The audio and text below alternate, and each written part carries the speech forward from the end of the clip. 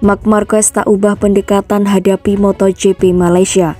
Marc Marquez menatap MotoGP Malaysia dengan penuh motivasi setelah berhasil meraih podium di Phillip Island. Di saat yang sama, bintang Repsol Honda tersebut sadar masih harus bekerja keras. Februari lalu, Marc Marquez mengendarai lagi prototipe MotoGP untuk kali pertama di Sepang usai pulih dari masalah diplopia akibat kecelakaan saat latihan pada Oktober 2021. Setelah itu, Marquez kembali absen karena crash di Mandalika, Indonesia. Lalu ia harus menjalani operasi lengan kanan atas keempat. Sepanjang musim 2022, ia melewatkan total 8 Grand Prix. Sekarang juara dunia 6 kali kelas MotoGP itu telah comeback, kali ini dengan cukup meyakinkan. The Baby Alien terus menunjukkan progres dalam 4 balapan pertamanya sejak kembali. Di Aragon, ia tidak beruntung karena harus menyudahi race lebih cepat setelah 2 kali terlibat insiden.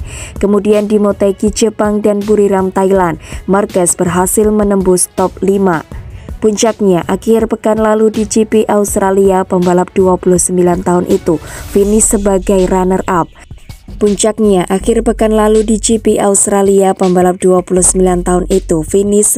runner-up. Selama race, ia bersaing di grup dan pada akhirnya hanya kalah dari Alex Rins yang tampil sangat fantastis. Pencapaian di Phillip Island membuktikan bahwa The Baby Alien mulai menemukan performa terbaiknya. Meskipun begitu, Marquez tak ingin terlena karena GP Malaysia di Sepang akhir pekan ini bakal berbeda. Kami datang ke Malaysia setelah menikmati balapan luar biasa di Phillip Island, tetapi kami harus tetap bekerja. Trek di Australia itu unik, jadi kami tidak bisa berharap langsung cepat. Juga karena semua orang selalu sangat kuat di Sepang, sebab ada banyak data dari tes. Ujarnya dilansir dari Speedweek. Seperti biasa, ini tentang kembali ke trek, menguji beberapa hal dan melihat situasinya. Hasil baru-baru ini adalah motivasi besar bagi saya dan tim. Kami dalam momen ini di mana tentang kami harus bekerja dan menyelesaikan musim ini dengan cara sebaik mungkin. Tambah pemilik 100 podium MotoGP itu. Walau Marc Marquez melewatkan 8 dari 18 race yang telah digelar, ia jelas merupakan pembalap terbaik Honda. Di klasemen sementara, ia menempati P13, top 10 bahkan masih terjangkau. Saat ini posisi ke-10 ditempati oleh rider Red Bull KTM Factory Racing Miguel Oliveira. Dengan 2 Grand Prix tersisa musim ini, Marquez tertinggal 31 poin dari pembalap kebangsaan Portugal tersebut. Marquez juga masih mengejar podium tertinggi pertama bagi Honda setelah Rins memberikan kemenangan bagi Suzuki di Australia. Mereka satu-satunya pabrikan yang belum finish terdepan pada 2022.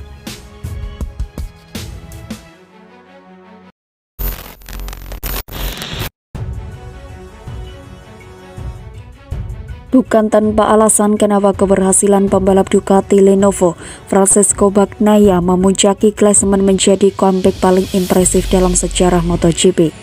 Harapan Francesco Bagnaia untuk menjadi juara bisa dibilang hampir runtuh setelah terjatuh sendiri pada balapan MotoGP Jerman seri ke-10 dari MotoGP 2022.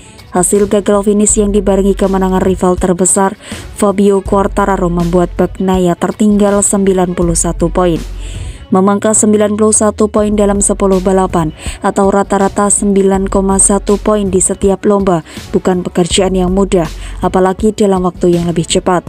Sebagai gambaran, 9 poin adalah selisih poin antara pemenang dan posisi ketiga, runner-up dan kelima, posisi ketiga dan ke-9, dan Bagnaia memerlukan lebih. Ditambah catatan hampir selalu podium Quartararo dalam 5 balapan terkini kala itu, termasuk GP Jerman, Bagnaia butuh sebuah mukjizat. Akan tetapi, keajaiban yang tidak diekspektasikan rupanya menjadi nyata. Balapan berikutnya di Belanda menandai sebuah titik balik, yaitu penebusan bagi Bagnaia tetapi penderitaan bagi Quartararo. Quartararo yang awalnya terlihat tanpa celah, kemudian justru lebih rentan membuat kesalahan sendiri. 2 hasil gagal finish di Belanda dan Australia, semuanya disebabkan oleh blunder dari sang juara bertahan. Bencana yang dialami El Diablo bertambah dengan 2 hasil 0 poin lainnya. Di Aragon, Quartararo gagal finish karena gagal menghindari Marc Marquez yang hampir terjatuh pada lap pertama. Adapun di Thailand, Quartararo cuma finish di posisi ke-17 setelah terlibat 2 insiden pada lap pertama dan kesulitan yang disebabkan rendahnya grip karena hujan.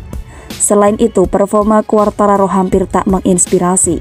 Salah satunya pencapaian yang bisa dibanggakan adalah ketika menjadi runner-up MotoGP Austria. Lalu bagaimana dengan Bagnaia? Tren negatif yang rival tak disia-siakan Bagnaia dengan penampilan yang kuat. Dibuka dengan 4 kemenangan beruntun, Bagnaia hanya sekali gagal finish di posisi 3 besar dalam 8 balapan terakhir. Pendulum hanya berubah arah di Jepang ketika Bagnaia terjatuh di lap terakhir karena ingin menyalip Quartararo untuk posisi ke-8.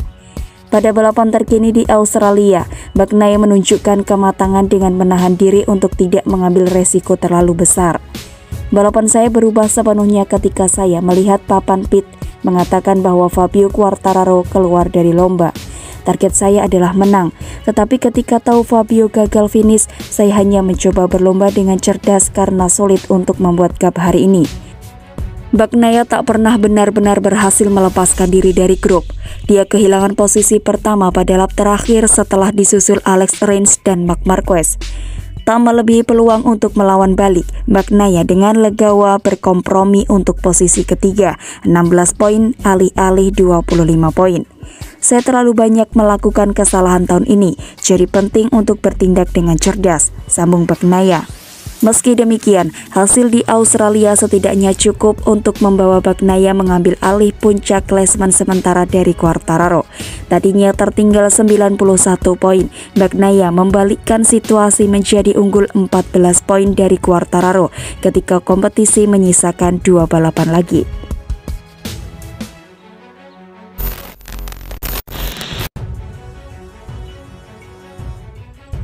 Fabio Quartararo terus mencatat hasil buruk dengan terjatuh pada lomba MotoGP Australia. Upaya mempertahankan gelar pun kian sulit. Prediksi bila juara dunia bertahan dari tim pabrikan Monster Energi Yamaha bakal kesulitan di paruh kedua musim MotoGP 2022 makin terlihat sangat jelas. Dalam 8 balapan terakhir, El Diablo hanya mampu menuai 47 poin setelah hanya sekali naik podium dan 4 kali tidak mampu merebut poin. Ya, kesulitan bertubi-tubi dialami oleh Quartararo, terjatuh di Assen, Belanda, kesulitan untuk cepat di Silverstone, Inggris, hingga mengalami kecelakaan low side pada balapan terakhir di sirkuit Phillip Island, Australia.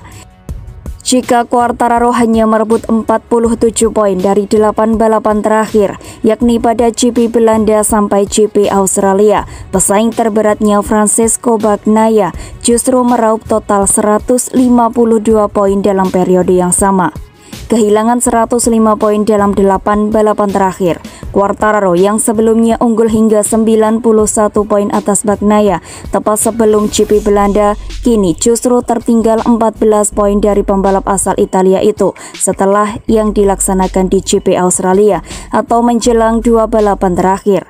Memulai lomba dari grid kelima di GP Australia, Quartararo melakukan start bagus di sirkuit Phillip Island, tetapi di tikungan 2, ia langsung dilibas 2 rival terberatnya dalam perebutan gelar, yakni Alex Espargaro dan Pecco Bagnaia. Pembalap kelahiran Nice, Prancis 20 April 1999 itu lantas terlihat selalu kesulitan saat mengerem di tikungan 4. Setelah 3 lap, Yamaha YZ RM1 milik Quartararo keluar lintasan hingga posisinya melorot dari P6 ke P20. Setelah susah payah naik ke P15, bencana pun dialami oleh Quartararo lagi. Pada lap 10 durasi 27 lap, Quartararo terlihat kehilangan kendali pada bagian depan Yamaha M1 di tikungan 2, sehingga terjatuh dan tidak mampu melanjutkan balapan. Di tikungan 4, saya membuat kesalahan karena tidak mengerem lebih lambat, tetapi saya masih mampu mendirikan motor dan melanjutkan balapan, ucap El Diablo seperti dikutip oleh Sky Sports MotoGP. Setelah itu, saya mulai berusaha mengejar dan masuk zona poin. Lalu di tikungan 2, saya mengerem tidak terlalu keras tetapi justru kehilangan bagian depan motor dan terjatuh masuk gravel. Tertinggal 14 poin dari Bagnaia dengan maksimal 50 poin yang bisa direbut di Malaysia dan Valencia. Berat memang bagi Fabio Quartararo untuk kembali ke puncak. Meskipun peluang untuk mempertahankan gelar juara dunia masih tetap ada.